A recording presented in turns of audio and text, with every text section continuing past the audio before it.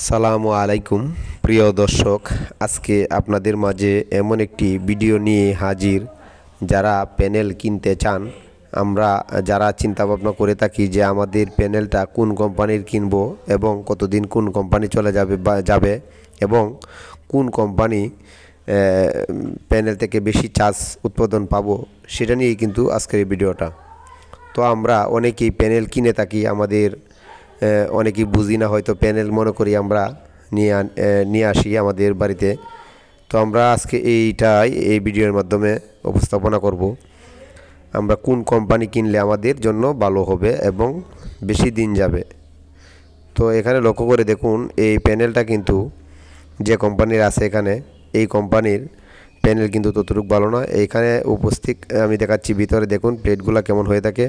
এটি কিন্তু খুবই ছোটো ছোটো আকারে দেখা যাচ্ছে যে আমাদের প্যানেলের এটা।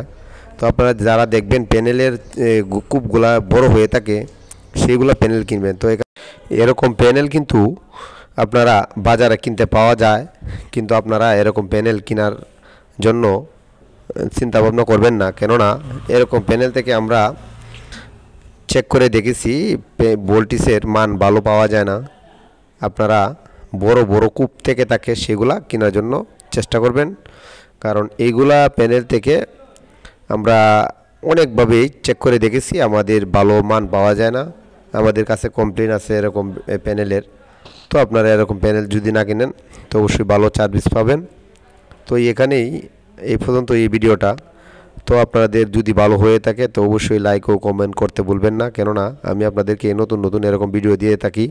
যদি আপনাদের ভালো লেগে থাকে তো অবশ্যই আপনারা লাইক ও কমেন্ট করতে ভুলবেন না। আরও ভালো ভালো ভিডিও আপনাদের মাঝে উপস্থাপনা করার জন্য চেষ্টা করব। তো এখানে ভিডিওটা আমি শেষ করতে যাচ্ছি। আসসালামু আলাইকুম।